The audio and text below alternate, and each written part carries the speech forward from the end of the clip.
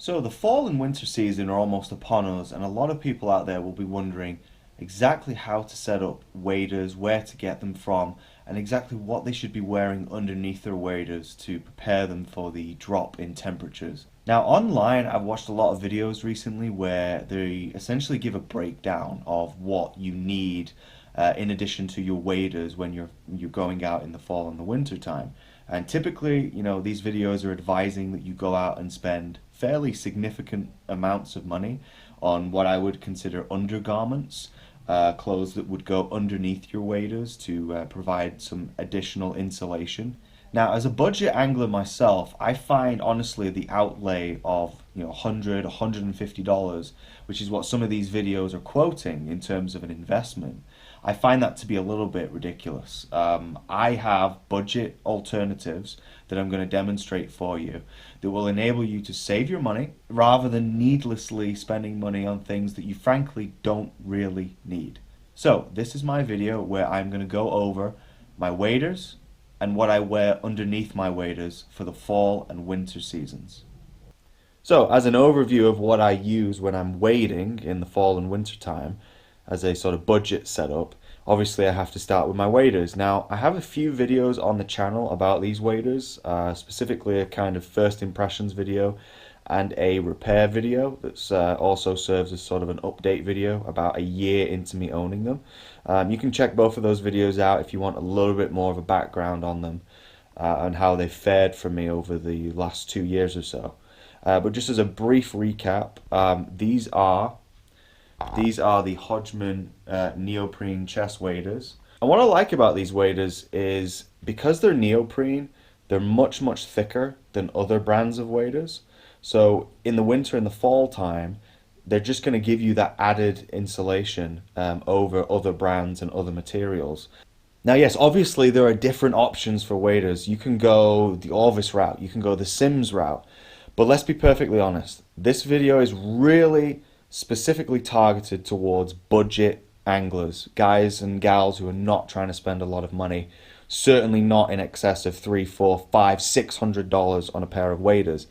So clearly, you're spending less money on these waders or similar waders. You're not going probably to get as premium a quality product as you would if you went down the Sims or Orvis route. But, and this is a big but, if you're like me, you're kind of a casual fisherman, you only fish a couple times a month, maybe once a week at most, there's really, in my honest opinion, there's really little sense in spending an obscene amount of money for waders. I like the Sims gear, I like the Orvis brands, I'm sure their waders are much better than this pair of Hodgmans, but they cost 5, 6, 7 times as much. So it's debatable. It's really up to you. It's debatable. I'm not saying you shouldn't spend the money how you choose to spend your money by any means at all. However, I think you can spend your money wisely, and I think if you're a casual fisherman, you don't fish all that much. Especially in the fall and the winter time, do you really need an $800, $700 pair of waders? It's debatable. Another thing I like about these waders is you don't have to worry about the boot. The one thing that can make waders really expensive, particularly if you look at lines like Orvis and Sims, it's not just the waders that you have to buy, it's the boots. And wading boots are notoriously expensive. In some cases, more expensive than the actual waders themselves, especially at the budget sort of end of things. I mean, if you look at Orvis, they have, a sort of $150 to $200 budget wader, but they also have like a $100, $150 budget boot. So it's a lot of money. And for these kind of waders where the boot is attached, it just makes it more economical. It's a bit more budget orientated. Yes, the boots are not very good. Yes, the soles on them will eventually wear out and will eventually make the wader inoperable. But again, $90. You can buy 4 or 5 of these for the same price as the sort of mid-tier Orvis or Sims line. So think about that. So I think I've gone over these waders just a little bit, giving you a little bit of an overview of what I think of them. I do have, as I say, other videos you can look at if you're just a little bit more curious about this particular set of waders. So what I wanted to do now, though, moving on, is I wanted to take you through what I wear underneath these waders in the fall and winter seasons from about late September to late April here in Northern Virginia. So I'm going to grab the clothes that I typically wear and I'm just going to go over them and give you my thoughts as to why I choose to wear them. So the first thing I have is a very simple long sleeve cotton shirt. It really is not great quality. It's simply a shirt that I had in my wardrobe, as I said. It's actually kind of ratty just because it's got so many holes. Like we have a hole here on the sleeve, and then we have another hole here under the armpit, as you can see. So this has had some miles put into it. Look, I don't care if this gets torn. I don't care if this gets shredded up. I don't care if it gets stretched. It is essentially a workman's shirt that I just throw on for all kinds of purposes, one of which is as an undergarment. The reason I like it for that purpose is it's just that it's cotton, really. Cotton is a denser material. It's better for insulation. It just keeps you a little bit warmer than, say, polyester.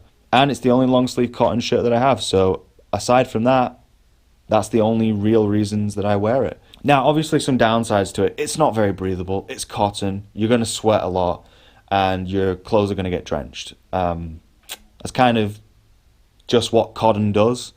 For me personally, I care more about staying warm than I do really about breathability. Obviously, you have to stay hydrated during the winter time. So having, thermals is a very good idea. But just bear in mind that you could overheat, even if it's 40 degrees outside or lower. You could overheat with too many layers on. So just make sure that you're hydrating, and you should be fine. But for keeping warm, I honestly don't think you can go wrong with a very, very simple long sleeve cotton shirt as your base layer.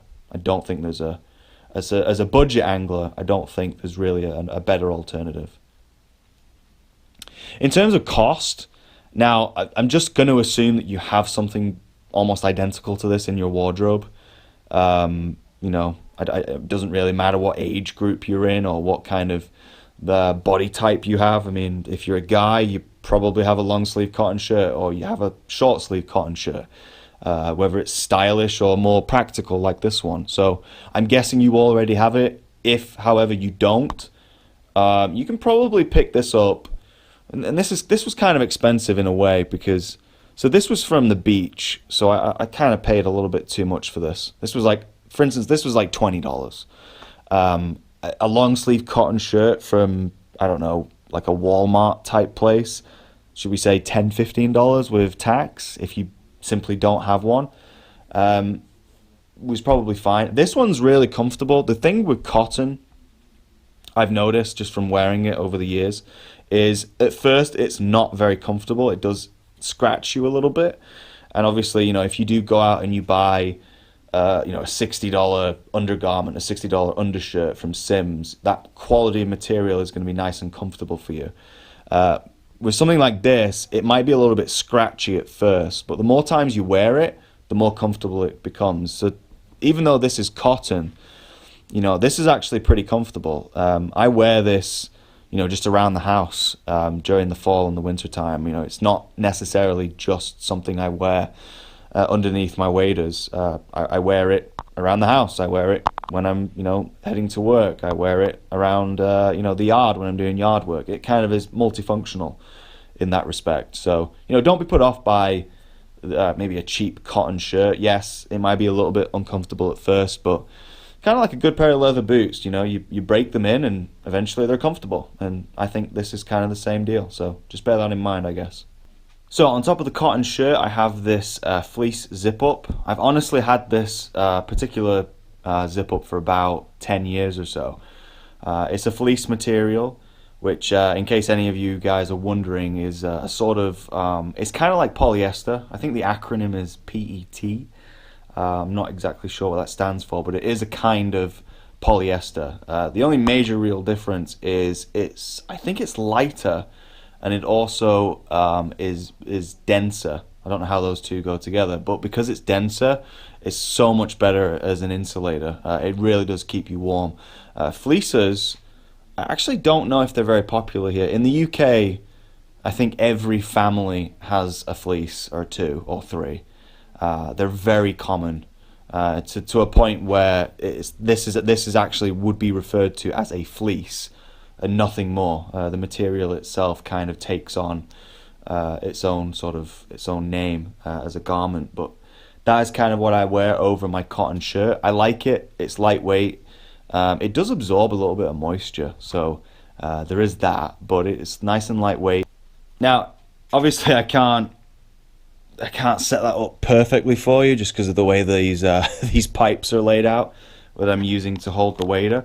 But when I'm wearing the jacket and the waders, that kind of gives you an approximation of how much of my body the wader covers, or at least my torso anyway. In actual fact, because it's hanging up from these pipes, it's actually sinking down a little bit. So the waders would actually probably be more around here, just under the logo, sitting up on my torso. So yes, I am only wearing a cotton shirt and this fleece zip up, but the waders are also coming up to my chest. So they're acting as a sort of almost like a third layer for, 3/4 of my body. So that is worth bearing in mind in terms of, trying to stay warm. Okay, so I've gone over sort of the upper layers of what I wear underneath my waders during the fall and winter season. So what I thought I would do now is I would kind of cover sort of the waist down, just to kind of give you a little bit of an impression as to what I typically choose to wear underneath my waders. So first of all, I could go ahead and say that these are compression leggings or sports compression leggings or whatever official name they have. I'm just going to call them what they actually are. They are men's tights. It is what it is. They have a purpose. They have a function. I like them. I don't like the styling of them. I mean, I don't actually know why I went for this digi camo. God knows. I try and wear them over underwear, but to be honest, lads, if you buy them, they're kind of tight. So especially if you're like me and you got a lot of swinging and tackle down there, you might want either a very large pair of these, like an extra large or an extra extra large, or you might just want to go without underwear at all and just have these, to protect the family jewels. Personally, I try and go with the commando approach, but sometimes I do wear underwear. It kind of just depends underneath these, but it kind of just depends on how cold it is, really. Over the tights, I just have a pair of regular gym shorts. I mean, I don't really want to spend too much time talking about them. It's just a regular pair of gym shorts. I'm sure you have 5 pairs of them lying around. If you don't, they cost about $5 to $10, probably from Target. I actually think I got these ones from Target myself. So I wear them over the tights, over the underwear, whatever, just as a little extra layer. Nothing crazy, nothing fancy. Now, this is by far the most important layer, and I want to make a couple points here. First of all, as you can clearly tell, this is just a pair of PJs. I think it's a cotton polyester blend. I have had them probably for over 10 years. They are incredibly soft now because I've had them for so long. I had them back in England, so I've had them even before I was here in the US. Now, I want to make a wider point about this layer because typically this is where you see online a lot of advice pushing you to spend more and more money, is on sort of, a thicker layer of pants or undergarments. You can go out and buy something like this that's maybe branded as a thermal alternative for like $50 to $70. There's absolutely no reason why you should be throwing around that kind of money. This, for me, works down to 20 degrees, which is about as cold as it gets here in the wintertime. And that is perfectly acceptable for me. You don't need to go out and spend $70 on a pair of pants when your PJs, your pajamas, will be a suitable alternative. So I kind of want to stress that. I see a lot of advice online, a lot of videos recommending that people go out and spend, $50 to $100 on, a pair of pants to go underneath their waders. Guys, before you buy anything, just go into your wardrobe and just look around and see if you have an alternative to what you're being told to buy. Because that's what I did. Definitely look at your wardrobe and make sure that you're not buying something that A, you don't need, or B, that you already have. So just to round out this video and round out my thoughts, I'm really just trying to help you save a little bit of money. If you're getting into the hobby, especially during the fall and the winter time, you're going to be looking at all these resources online that are sort of pushing you in a certain direction, typically to spend more money on waders and undergarments. This video hopefully will give you a bit of a sense of how you can do it in a budget-friendly manner, at least from my own perspective anyway. The big takeaway for this video really is that you don't have to spend a ludicrous amount of money on A, waders, or B, the clothes that go underneath them to keep you warm in the fall and the winter time. You usually can just find those kind of clothes in your house. The clothes that I've demonstrated here are a good example of that. These are all clothes that I already owned that I did not buy for the purpose of fishing or wading. So hopefully I've given you a bit of an idea how to go about preparing yourself for the fall and winter in terms of what you wear underneath your waders. So with that being said, I hope you have a great time on your next outing, and tight lines as always, guys. Take care. Bye-bye.